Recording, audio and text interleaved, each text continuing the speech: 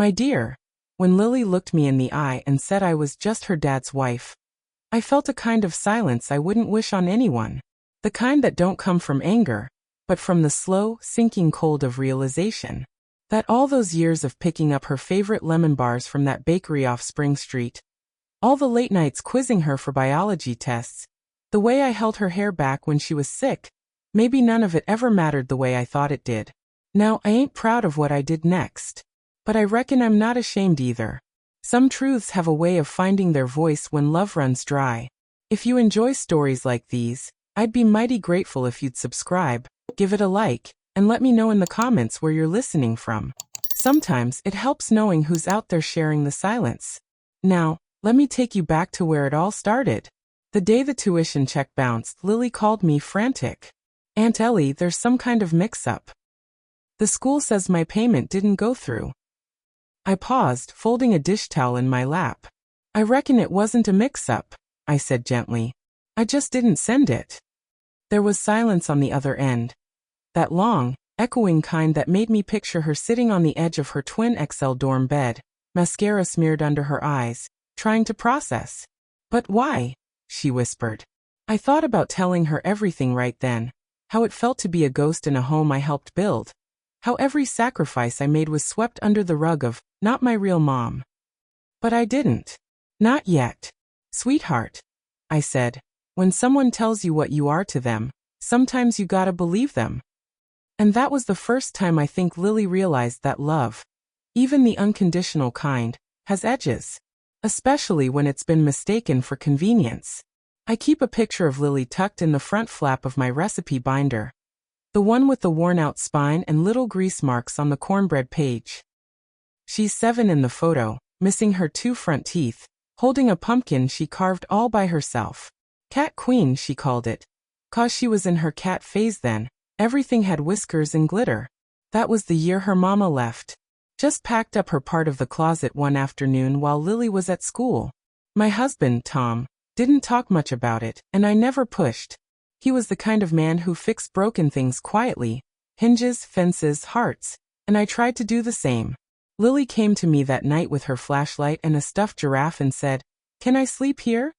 And I scooted over, opened my arms, and from that night on, I never once thought of her as anything but mine. I didn't birth her, sure, but I learned every scar on her knees, every food she hated, every lullaby that helped her sleep. I cheered at her soccer games, stayed up for her fevers, wrote notes in her lunchbox even when she rolled her eyes. And when she got into college, it was me who filled out the FAFSA, me who made the campus visits, me who wrote the first check. Tom passed 2 summers ago. A quiet heart attack on the back porch. Iced tea still sweating in his hand. Lily cried in my arms like she was 7 again. I held her through it all. But grief has a funny way of making you see what was always there, just out of focus. The first time she called me just her dad's wife, it was a slip. A dinner party, some friend asking who I was. "Oh, that's just my dad's wife," she laughed. I smiled, polite. Told myself it didn't mean nothing. But over time, the slips turned to signs. A missed birthday call. A Mother's Day card that never came. Conversations that stopped including me. Then one night, a full year after Tom passed, she called needing help with tuition. The last check on her junior year. "Of course," I said. "Just send me the info." And that's when she said it, plain as rain. "You don't have to, Ellie. You're not my mom. You're just my dad's wife." There was no venom in it. Just the kind of careless truth that slices deeper than intention. I stared at the phone, my hand trembling, and all I could think was, after all this time, I'm still a guest in her life. So I didn't send the check. I let her learn what absence feels like. And maybe, just maybe, I needed her to miss me. My dear. To understand how it all unraveled, you'd need to know how tightly I tried to weave that family together. I never stepped into Lily's life to replace her mama. I stepped in because there was a little girl with a silent ache, and a man who loved her so much he didn't know how to speak around the crack in his own chest. Tom and I met on a Tuesday afternoon at the farmer's market, over peaches of all things. He picked one up, gave it a squeeze and said, "This one's too soft." I reached for the same one and said, "Then it's probably just right." We laughed, and he asked if I liked peach cobbler. I told him mine would make him believe in Sunday mornings again. Our courtship was slow, patient, the way two folks with pasts tend to be. Tom had Lily, and I had my small bungalow near Colonial Lake, and we'd take long walks with her on weekends. She'd pick magnolia leaves and hand them to me like treasure. For your book, she'd say. I pressed each one between pages of old novels. When I first moved in, Lily was 5. Her bedroom was painted sky blue with little clouds, but her world was gray. I noticed it in the way she'd watch other mothers at the playground, her fingers clenched into tiny fists, or how she'd flinch at loud laughter, like joy startled her. I didn't force her to love me. I just stayed. Through chickenpox, her first bike ride, spelling bees, and heartbreaks, I was there. Some days she called me Ellie. Others, when she was sleepy or scared, she'd whisper "Mama," like it might float away if she said it too loud. Tom saw it too. "She's lucky to have you," he'd say, arms wrapped around me after Lily fell asleep watching cartoons. I used to answer, "No, baby. I'm lucky to have her."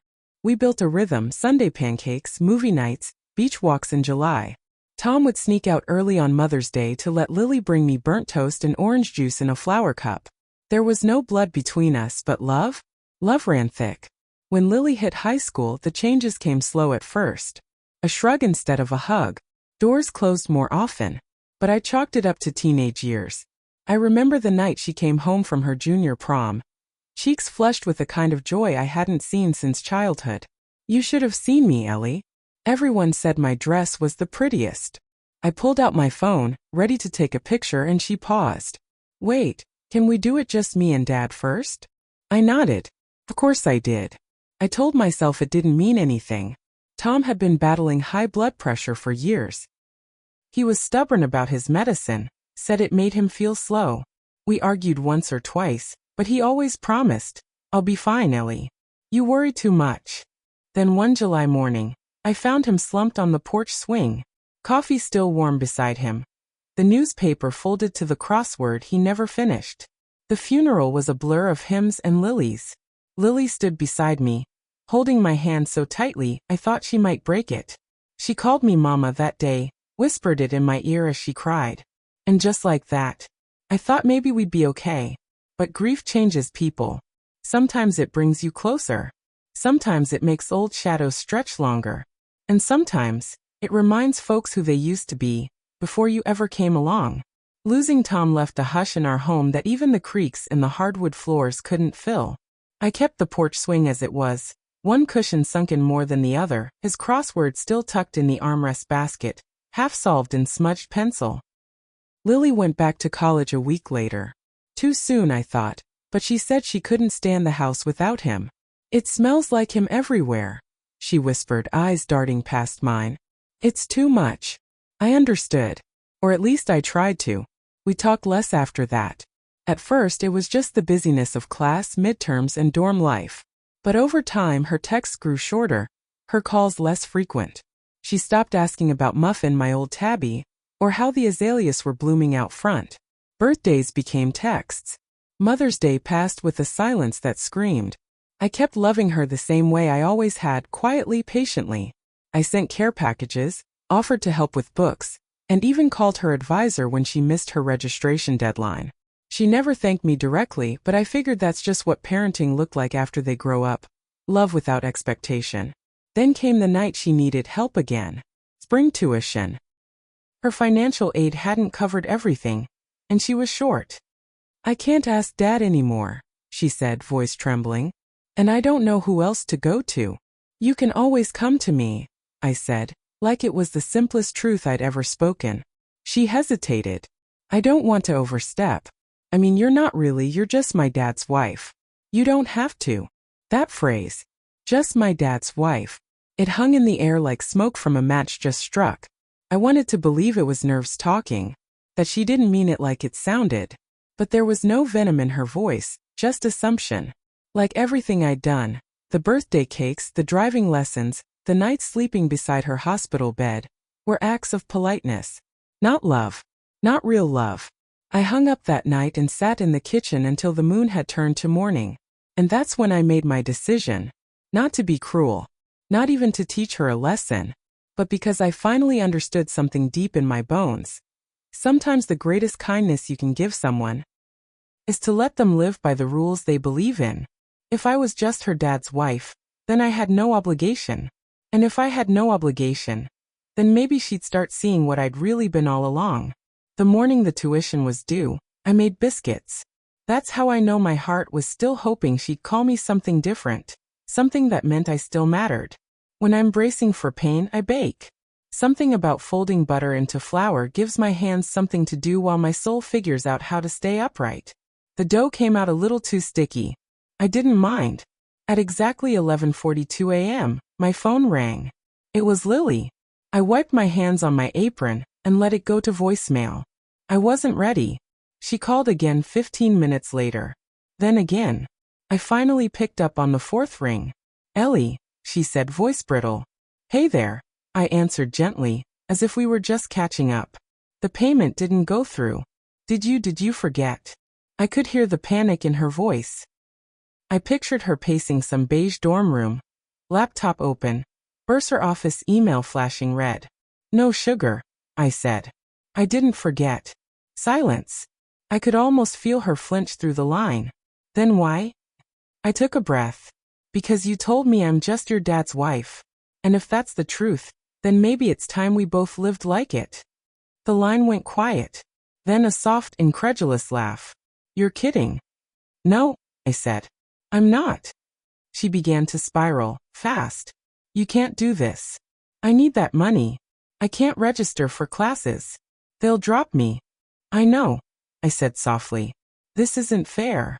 "Neither was hearing I didn't count," I said. "But I reckon life isn't always fair." She started crying. Real tears now, not the crocodile kind. "I didn't mean it like that. I was stressed." "You're twisting it." I let the silence hold its weight. "I have always been here for you," I said, voice low. "Even when your own mama didn't call. Even when you pushed me out. I stayed." "I know," she whispered. "And I will always love you, Lily. But love isn't just showing up when someone needs money. It's a two-way road. And baby, I've been driving it alone for a long time. There's a particular ache that settles in a woman's chest when the child she raised no longer sees her hands as home. It ain't sharp like betrayal, not exactly, it's quieter. Like watching a door close you didn't know you've been holding open all these years. That night after our call, I sat on the porch swing with a quilt wrapped around my legs. The wind carried the faintest scent of lilacs, and I wondered if Lily even remembered the bush we planted together in the backyard when she was 10. The one she named Miss Bloomy.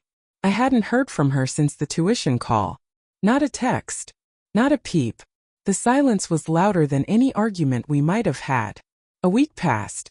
Then another. And just when I started to think I might have lost her for good, a knock came at the door. It was near sundown. The sky behind her was all watercolor oranges and bruised purples. She looked smaller than I remembered. No makeup, sweatshirt hanging off one shoulder, eyes red. "I drove down," she said, barely louder than the wind. "I didn't know where else to go." I opened the door without a word and stepped aside. We sat at the kitchen table in silence, just like we used to during late-night study sessions, a bowl of cold cereal between us. I offered her a spoon. She shook her head. "I was angry," she said. "When I said what I said. I didn't mean it. But maybe I did a little." I looked at her, waited. "I think I was trying to protect myself," she continued. "After Dad died, I felt like if I lost you too I wouldn't survive it. So I tried to make it hurt less by pretending you weren't really mine." I swallowed hard. "And did it work?" She looked down. "No."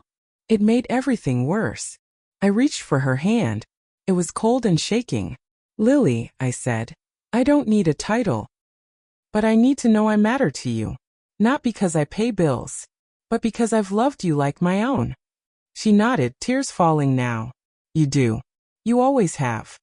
We sat there until the sun dipped below the pines, shadows crawling up the walls like old memories returning home. I didn't promise to pay for anything that night. I didn't make conditions or demands. But I did something more important. I let her see the cost of love when it's taken for granted. There's a peculiar kind of quiet that settles into a house after a difficult truce. Not peace exactly, but the hush of two souls circling each other like deer in a clearing, afraid to spook the other too soon. Lily stayed the night after that conversation, curled up on the living room sofa under the afghan I'd knitted years back when she was still small enough to think monsters might be hiding under her bed. I made her chamomile tea, just like I used to when she had trouble sleeping. She didn't finish it, but she did say thank you. Progress, I told myself. The next morning, she padded into the kitchen wearing one of Tom's old flannel shirts I kept in a drawer. My heart snagged on the sight of her in it, like a ghost had passed between us. "Do you still have the recipe for those lemon bars?" she asked, not meeting my eyes. I did. Of course I did. I'd memorized it years ago.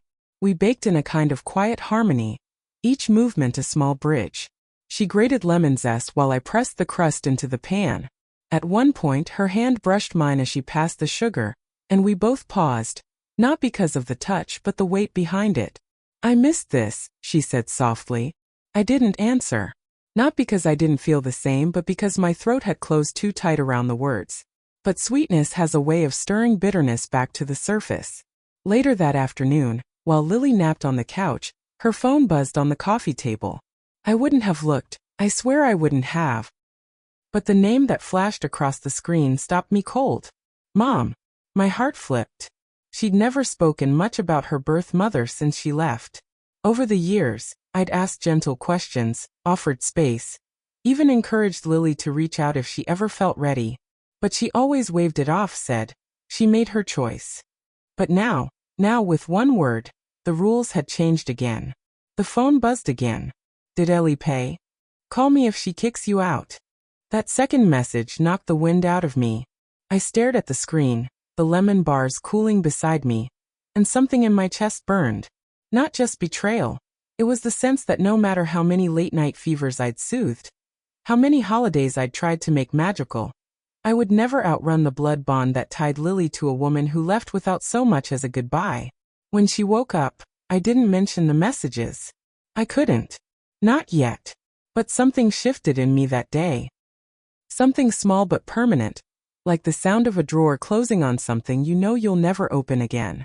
Over the next few days our rhythm tried to settle, but it was uneven, like dancing with a song that kept skipping. Lily seemed to sense the change. She asked more questions, tried harder. She even started helping around the house, did the dishes without me asking, swept the porch, folded laundry. But then came the email. She'd left her laptop open at the kitchen table while she took a call outside. I didn't mean to pry, but her inbox was right there. And the subject line read, "Repayment plan appeal. Parent signature needed." Curious, I clicked. It was a string of emails between Lily and the bursar's office, her explaining that her stepmother had withheld payment unexpectedly and requesting a temporary deferment. But what hit me hardest was the way she referred to me in the thread. My dad's widow. Not stepmom. Not guardian. Not even my name. Just a status. Like something printed on a legal form. When she came back inside, I closed the laptop and excused myself to the garden. I dug my hands into the soil, pruning roses that didn't need pruning. My fingers bled from the thorns, but I didn't stop. Not until Muffin padded up beside me and meowed that pitiful, raspy meow he does when it's past his dinner time. That night I didn't bake. I didn't set the table for two. I just heated up leftover soup and sat in the den with a mystery novel I didn't read a word of. Lily noticed. "Did I do something?" she asked, voice uncertain. I looked up, and for a moment, I almost said it, about the messages, the email, the quiet erasures of our years together. But all that came out was, "Do you still think of me as just your dad's wife?" She blinked, caught off guard. "No," she said. "I mean, I don't know. It's complicated." I set my spoon down. "No, sweetheart. It's not." She looked like a child again. Shoulders slumped, eyes darting everywhere but mine. "I guess I just didn't know how to explain you to people. You're not my mom. But you were there. Always. I don't know what that makes you." I stood, walked to the window. "It makes me someone who loved you when no one else stayed," I said. "Someone who gave everything she had to a little girl who never asked for it, but needed it all the same." She didn't respond. Just stared down at her bowl, the soup untouched. And in that moment I knew the conflict between us wasn't just about money, or words said in anger. It was about identity, about all the ways love can be invisible when it doesn't come with a title. The next morning I found Lily in the backyard, barefoot in the dew-soaked grass, staring at the lilac bush we planted all those years ago. Miss Bloomy had grown wild, branches reaching like long fingers toward the sky, blossoms heavy with that rich, sweet perfume. "I thought she was dying last summer," I said softly from the porch. Lily turned, startled. "You kept her?" "Of course I did," I replied. "She's stubborn. Like someone else I know." A smile tugged at the corner of her mouth, but it didn't reach her eyes. "She looked so small when we planted her," Lily murmured. "I remember digging the hole with Dad. You brought lemonade. I remember you got dirt in your shoes and cried, 'cause your socks got wet." She laughed, a genuine, warm sound that melted something in me. Then, more quietly, "I never told anyone about Miss Bloomy, not even my friends." I stepped off the porch and joined her by the bush. "You were proud of her," I said. "I was proud of us," she whispered. I nodded. I was too. There was a long silence, filled only by birdsong and the distant hum of a neighbor's lawnmower. Then Lily said it. "I talked to my mom." I stiffened. She reached out last year, around Dad's birthday, said she was sorry, that she wanted to try again. I didn't speak. I waited.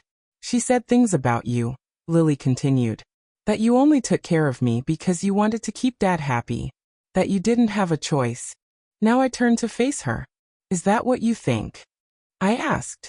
"No," she said immediately, then hesitated. "I mean, I didn't." But when she said it like that, I started wondering. After Dad died, I kept thinking, what if I was just an obligation? I closed my eyes, breathed deep. "I didn't stay for Tom," I said. "I stayed for you." She looked at me, really looked, like she was seeing me for the first time in years. "I didn't always do it right," I admitted. "I got things wrong. I tried too hard sometimes, or not hard enough. But everything I did, every lemon bar, every sleepless night, every tuition check, it was because I loved you. Not because I had to, because I chose to." Tears welled up in her eyes, and she stepped closer, reaching out. "I know," she said. "I know that now." Her arms wrapped around me, hesitant at first, then tighter. I held her, felt the small tremble in her shoulders, the way her breath hitched like a child's. "I'm sorry, Ellie," she whispered into my neck. "I was angry and scared and stupid. I didn't want to believe you could leave me too." "I never left," I said. "I just stepped back when I wasn't sure I was wanted anymore." She pulled back, wiped her cheeks. "You were. I just didn't know how to say it." I nodded, brushing her hair behind her ear like I used to when she was little. We spent the rest of the day pruning Miss Bloomy together. She asked if I still had the photo of her holding that first little pumpkin. I did. It was faded now, the edges curled like old leaves, but I kept it behind the spice rack in the kitchen, right where she used to sneak sugar cubes when she thought I wasn't looking. That night, after dinner, we talked about the bursar's office, about the tuition, about what came next. "I don't expect you to pay it," she said. "Not anymore." "I know," I said, "but I might help anyway. Just not because I have to." She smiled. "Because you choose to." I nodded. Later, as she packed her things to return to school, she left a note on my nightstand, written in careful print, the same way she used to when she was little. "I don't know what to call you yet, but I know you're more than my dad's wife. I love you, my dear." Some titles are too small for the kind of love that stretches through grief, through silence, through all the years we forget to say thank you. And that love? It may not come with a name, but it endures just the same. My dear. Sometimes healing don't come like a sunrise, soft and slow and golden. Sometimes it comes like thunder, sudden, loud, and leaving a hush that rattles your bones. The quiet after Lily's visit felt different this time. Not like absence, but like breathing space. Like two people finally learning how to be honest with each other, even from a distance. I didn't rush to follow up. I let her call when she was ready, and a few weeks later she did. "Hey," she said. "I got the payment extension approved. I'm gonna cover most of it with a student loan. I told her I was proud of her. And I was. Lord, I was. She didn't ask for help. But the next morning I sent what I could, not the whole amount, just a chunk. Enough to ease the weight but not erase the lesson. She sent me a heart emoji and a voice message that just said, "Thank you for everything." It should have been the end of it. A clean turn in the story. But stories, real ones, don't wrap up in neat little bows. Because a week later, Lily's mother showed up on my front porch. It was a Sunday afternoon.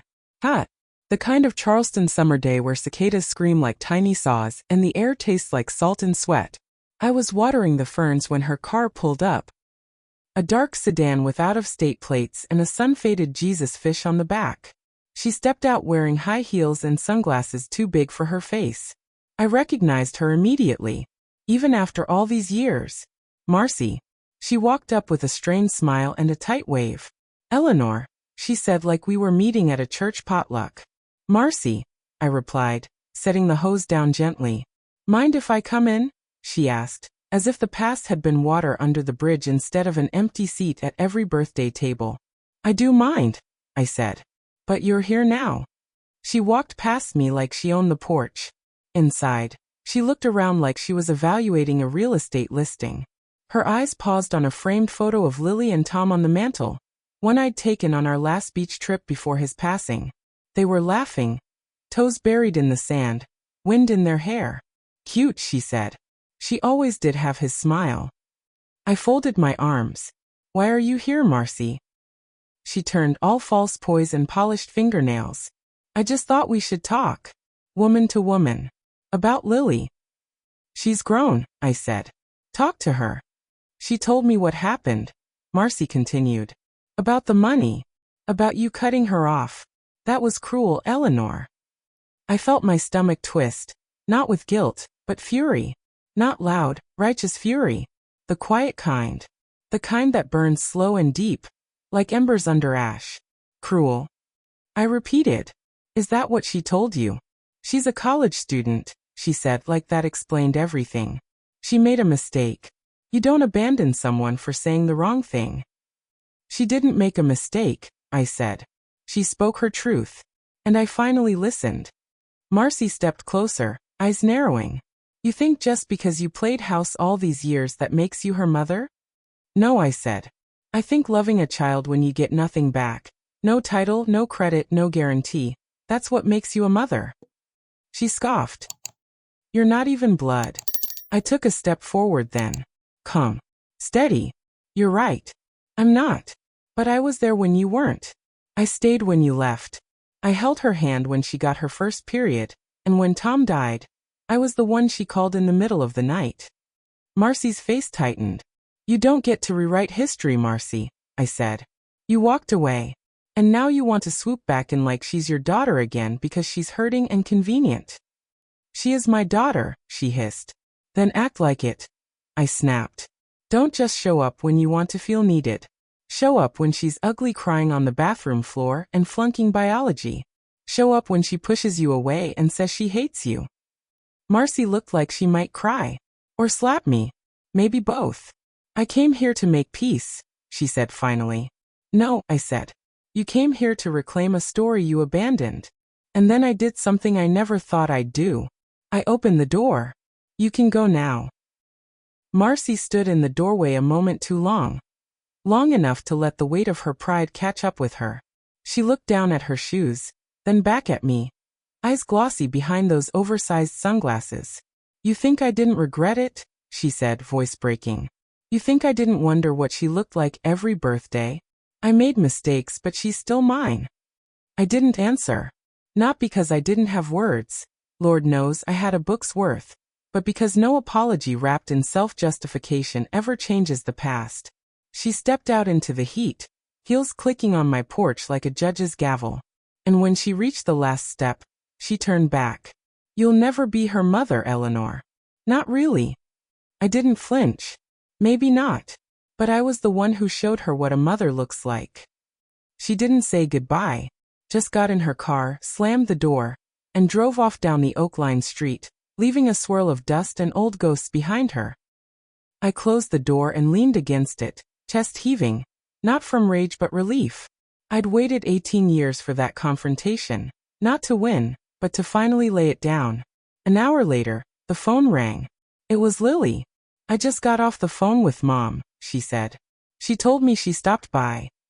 My heart skipped. She did. She said you were cruel. I waited. She said you told her to leave, that you said she didn't matter. I said she doesn't get to show up and play the hero when the story's almost done, I said quietly. I said love is proven in the days between birthdays. There was a long pause on the other end. I told her she didn't get to speak for me anymore, Lily finally said. That she gave up that right a long time ago. I closed my eyes. And what do you want, Lily? Another pause. Then soft and certain. I want you. Not for what you paid, or what you fixed. For who you were. For who you are. I sat down at the kitchen table. The same one where I'd once helped her trace letters in jelly on toast. Where I'd bandaged scraped knees and listened to half-formed dreams. I'm here, I said. I always have been. She laughed, a soft, watery laugh. I'm coming home this weekend, she said. I want to go through some of Dad's things. I want you there. I'd like that. She hesitated again, then added, and Ellie? Yes, baby. I don't know if it's okay, but I think I want to start calling you something else. I blinked, tears already rising. What's that? Mom. That one word, so small, so ordinary, cracked something open in me that had been bricked up for years. I covered my mouth and nodded, though she couldn't see me. Okay, I whispered. Okay. After we hung up, I sat in that stillness, surrounded by everything familiar, and felt something I hadn't felt in a long time. Not closure, not pride, but peace. The kind that comes after a storm when the air smells like forgiveness, and the soil is soft enough to grow something new. My dear, I always thought that when forgiveness came, it'd feel like sunlight, warm, clean, and instant. But what I learned instead was that real forgiveness, the kind you work for, feels more like rain. Quiet, necessary, and slow to sink in. Lily arrived that Friday afternoon with a duffel bag slung over her shoulder, and her heart held out like a peace offering. She looked older than the last time I'd seen her, not in years, but in the weight behind her eyes. Grief does that. So does growing up. I met her at the door and pulled her into a hug before either of us could think too hard about it. Inside, we settled into a quiet rhythm.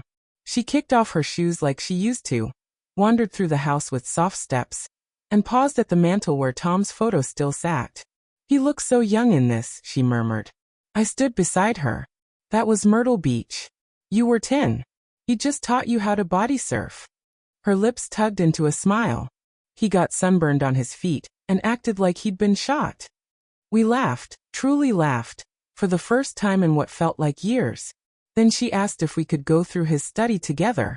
Tom's study hadn't changed since the day he passed.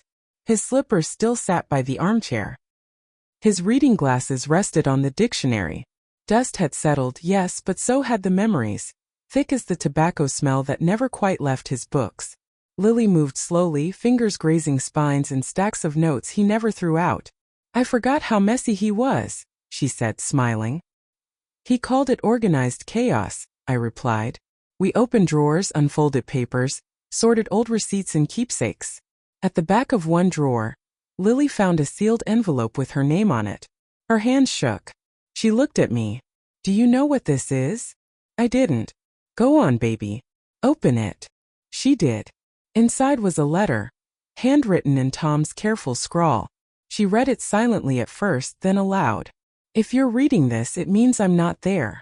And if I'm not there, I need you to know something. You were never alone. Not once. Not for a second. You had Ellie. And if you ever forget what love looks like, just look at the way she stayed even when she didn't have to. That's what love is, staying. Even when it's hard. Especially then. Tears rolled down her cheeks. I didn't move, didn't speak. Then she folded the letter and said, I'm sorry I didn't see it sooner. I walked to her, pulled her close. You saw it when you were ready.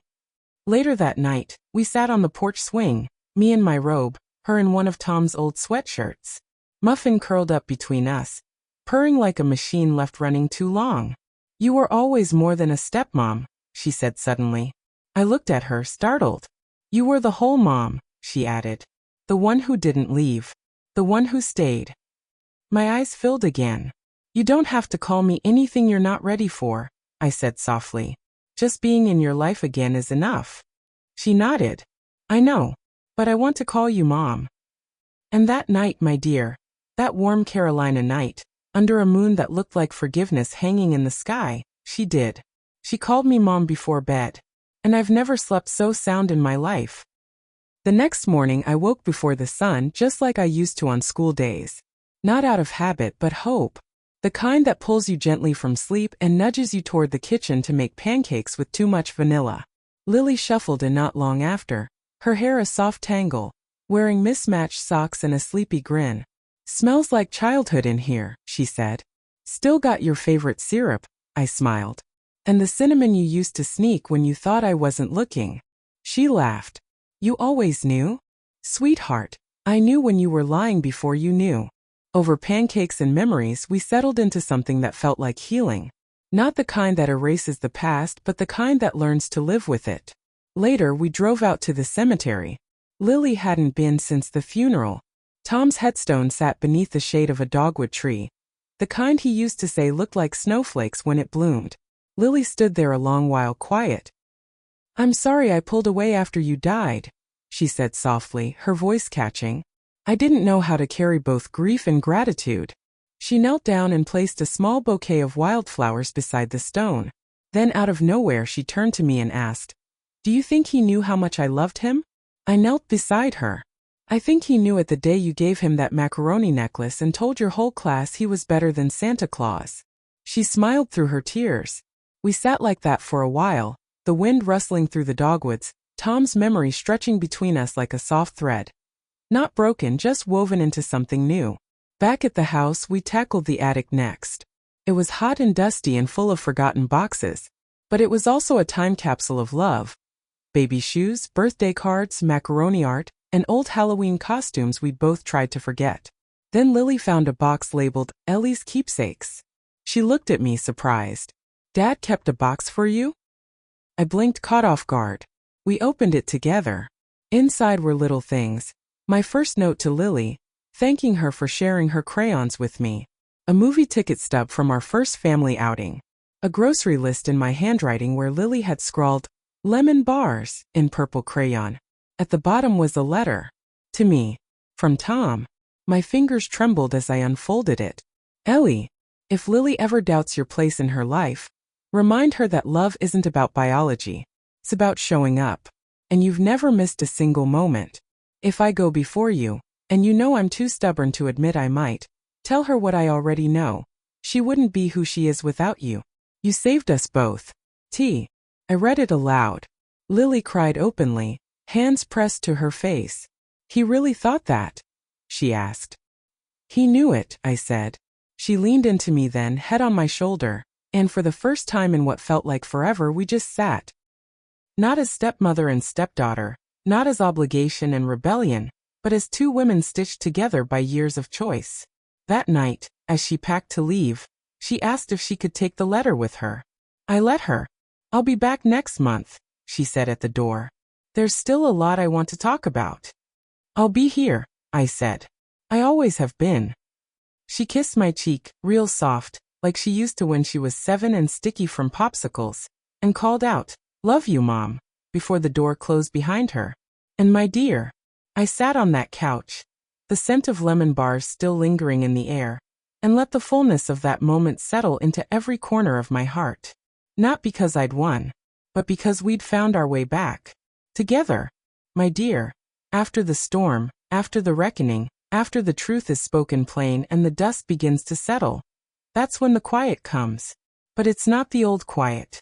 No, this one's different. It's the hush of soil turned over, waiting for something new to grow. That month after Lily left, I found myself noticing the stillness more than I used to. The space where her voice had been. The chair she used to pull her knees up into. The way the upstairs bathroom stayed clean longer now. But it wasn't grief this time. Not that aching, hollow grief that followed Tom's passing, or the slow unraveling that had come between Lily and me. This quiet had hope braided through it. A kind of settled breath. The kind you take when you've made it through something. Still, I kept catching myself reaching for old habits. I checked my phone more than I should have, wondering if she'd text. I reread her last message more times than I'll admit. Love you, Mom. Be back soon. There it was in writing. Mom. But as much as those 3 letters warmed something in me, they also lit a small, flickering fear. What if it was just a moment? What if her resolve faded, and I became Ellie again? What if love, hard-earned and newly named, wasn't enough to hold us through her changing seasons? I knew better than to dwell. But sometimes, when love has been conditional in the past, your heart keeps waiting for the catch. So I turned inward. I started gardening again, real gardening, not just fussing with the roses or pulling weeds half-heartedly. I planted something new. Snapdragons, marigolds, even some creeping thyme in the side yard that Tom always said was too shaded to bother with. And every morning, I walked out barefoot into the grass with a mug of tea and said, out loud, "Let's see who you become." I was talking to the garden, but I reckon I was talking to myself too. I journaled again. Pages and pages. Not the tidy kind meant for memoirs, but the messy kind. Prayers and questions and quiet hopes written in looping cursive with ink that sometimes smudged from tears I didn't know were coming. I even wrote a letter to Tom. I didn't mail it, of course. But I left it in his old coat pocket, hanging by the back door. In it, I told him what had happened. About Lily's visit. About Marcy. About the letter he left and the way it split both our hearts wide open in the best way. And I told him something I hadn't said out loud to anyone. I don't think I ever wanted to be her mother, I wrote. Not at first. I just wanted to be someone she could count on. But somewhere along the way, that became the same thing. I signed it simply your Ellie, and tucked it away. Some days, I missed the sound of her voice so much it made my chest ache. Other days, I remembered to trust that love doesn't need constant proof. It just needs roots.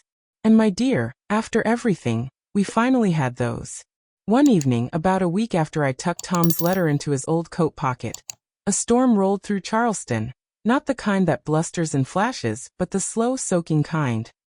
The rain came like a bomb, tapping gentle fingers against the windows, soaking deep into the soil of everything I'd planted. I made a pot of stew and pulled out one of Tom's jazz records, let it spin soft and scratchy through the living room. It felt like old times and new ones stitched in. Halfway through Miles Davis drifting through the speakers, my phone buzzed. It was a photo from Lily. She stood in front of her dorm's little kitchen, holding a tray of scorched lemon bars. The caption read, "I tried. Don't laugh." I didn't laugh. I teared up. Underneath she'd written, "Miss you, Mom." That one message unraveled 100 doubts in me. I replied, "Lemon bars or not, I'm proud of you." She texted back a minute later, "Can I come home next weekend? Can I come home? Not can I visit? Not are you free? But home." The word bloomed inside me. That weekend she came with a duffel bag, a small bag of laundry just like old times, and a second-hand cookbook she picked up from a thrift store. "I want to learn how to make everything you used to make," she said. "Not just the lemon bars, the cornbread, the stew, your biscuits." So we spent that Saturday elbow deep in flour, onions making us cry for reasons both kitchen and memory. I showed her how to pinch the biscuit dough to feel for softness, how to stir without overmixing. We burned the first batch. She laughed. I did too. We set the table like we used to, with the cloth napkins and the candle I saved for special nights. And over dinner, she said something I hadn't expected. "I joined a grief group on campus," she said. "At first it felt weird. But there was this girl who lost her stepdad and kept calling him her real dad. And I thought, yeah, that's it. It's not about the name." I nodded, my throat tight. "I told them about you," she added. "I said you were my mom, but we didn't get there the usual way." I smiled, swallowed hard. "And what did they say?" She shrugged. One girl cried. Another one said I was lucky. And I realized, I am. That night before bed, I found a sticky note on my bathroom mirror. It read, "Thank you for staying. Love, your daughter." I folded it into my journal right next to the page where I'd written, "Let's see who you become. My dear, Sometimes we spend so much time proving we belong that we forget the belonging was never in the blood or the name. It was in the staying. In the way we keep showing up even when the title doesn't fit, and especially when the child is too lost to ask us to. And when they finally do, the quiet inside you becomes a garden again. My dear, reckonings don't always come in thunderclaps or slammed doors. Sometimes they arrive in whispers, in the space between questions finally asked and truths that no longer flinch in the light. It was mid-October when Lily called again, not just to visit, but to ask something more. "Can I stay a few weeks?" she asked, just to get some breathing room. Of course I said yes. She arrived that Friday with more bags than usual and a heaviness in her shoulders that hadn't been there since the funeral. I didn't press. I just made her favorite tea, left her space on the bathroom shelf, and changed the sheets in her old room, the one we used to call the Bluebird Nest. That first night, we didn't talk much. She curled up with Muffin on the couch, and we watched one of those true crime documentaries she used to love. The kind that made her ask 100 questions and hide behind a pillow when the music got eerie. Only this time, she didn't ask a thing. Just sat there, eyes distant. The next morning, over eggs and toast, she finally said it. "I think I want to drop out." The words hit like a chill through the window. I set my fork down. "Is that what you want? Or is it what you feel you have to do?" She stared at her plate. "I don't know anymore." She told me about the pressure, the expectations, the emptiness. About how she'd chosen her major to please her father, not herself. About how every class felt like walking uphill in wet boots. And how she hadn't felt like herself in over a year. "I thought if I just kept pushing, it'd make sense," she said. "But I'm so tired, Mom." Mom. It still caught me off guard sometimes, in the sweetest way. "You don't have to know your whole life at 21, I said gently. "You just have to be brave enough to listen when your soul whispers." She blinked. "And if it's whispering to stop? Then maybe stop. Rest. Listen harder. Just don't confuse quitting with choosing yourself." She nodded slowly, like the words were sinking deeper than her ears. That afternoon, we walked the Battery together, the wind tugging at our scarves, the smell of salt and fall leaves in the air. She held my arm like she used to when she was small, and the world felt too big. "Do you think Dad would be disappointed?" she asked. I stopped. "Tom believed in finishing what you start," I said. "But he also believed in following your joy. He used to say, 'Life's too short to major in misery.'" She laughed. A small surprise sound. "I forgot he used to say that." We kept walking. By the time we reached the seawall, she said, "I think I want to take a leave. Just one semester. To breathe. To figure it out." I smiled. "Then we'll make this house your breathing space." And we did. Over the next few weeks, I watched her come back to herself. She painted. She volunteered at the animal shelter. She took long walks alone and longer showers with music blasting. She even started baking without burning anything. And one morning, I came downstairs to find her at the table with her laptop open, a new document titled, "Things I Might Want to Be." I didn't ask what was on it. I just kissed her head and whispered, "I'm proud of you." And this time she didn't cry. She just said, "I'm starting to be proud of me too." Autumn settled gently over Charleston that year, like a quilt drawn slow and sweet over tired shoulders. The air turned crisp enough for sweaters but not so cold that the jasmine gave up its last bloom. It felt like the world was giving us both room to breathe. Lily began to wake earlier. Not by alarm, but by some new rhythm forming inside her. She started her mornings with tea, barefoot on the porch, journal open, hair piled messily on her head like she didn't care who she was becoming. Just that she was. Some mornings she'd read me little snippets. "I wrote this one thinking about you," she said one day, holding up a page. "Mothers don't always give birth to you. Sometimes they show up with lemon bars and quiet strength, and wait patiently while you figure out they were home all along." I didn't say a word. I just reached across the table and took her hand. Another morning, she came back from the shelter covered in dog hair, and glowing like someone who'd found the edges of herself again. "There's this puppy," she said. "His name's Clancy. He's loud and stubborn and drools everywhere. But he's kind of amazing." She showed me a picture. A mutt with big eyes and bigger ears. You thinking what I think you're thinking? I asked. She grinned. I already filled out the adoption papers. When Clancy came home the next weekend, Muffin gave him exactly 2 hisses before promptly jumping on the couch and ignoring him like a Victorian widow. Lily laughed so hard she cried. The house was noisy again. Lively. One afternoon, I came in from pruning roses to find Lily in the attic. Not looking for anything in particular, just sorting, remembering. She'd opened the old steamer trunk where Tom kept his army jacket, and there she was, wearing it over her hoodie like armor. He always looks so strong in this, she whispered. But I never realized. He must have been scared sometimes. We all are, I said. Being strong doesn't mean you're not scared. It just means you don't let the fear make your decisions. She nodded, then said, You know what I've been scared of? I waited. I was scared that I wasn't enough. For him. For you. For me. I walked over, pulled her into a hug right there in the attic light. Oh baby, I said. You've always been enough. You just had to stop listening to the echo of someone else's leaving. And that was the moment, my dear, the real reckoning. Not the confrontation, not the storm, not the slammed doors. But this, a daughter no longer lost, facing the quiet echo of abandonment and answering it with her own voice. That night we made stew again, together this time. She chopped the vegetables, I seasoned the broth. Clancy barked at the cabinet when the can opener whirred, and Muffin yawned like he'd seen it all before. Over dinner, she slid her laptop toward me. I've been working on something, she said. It was a personal statement, for a new degree program in social work. She'd written about loss, about learning how to stay, about what love looks like when it has no name but leaves a porch light on anyway. It's not perfect, she said. I shook my head. It's you. And that's what makes it perfect.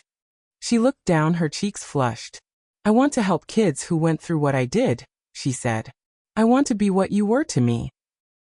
I felt my chest ache in that sweet, breaking open kind of way. You already are, I said. That night, after the dishes were done and the house was quiet, she sat on the porch swing with me. The moon hung low, gold and full, like a blessing. Mom, she said. Yes, sweetheart. Thank you for not giving up on me. I looked at her, tucked a strand of hair behind her ear. You were never the kind of story I could walk away from. And in that moment, I realized something simple and true. We don't become who we are in the moments that go smoothly. We become who we are when we fall apart, and choose to rise anyway. Together. My dear. Healing doesn't end with a declaration.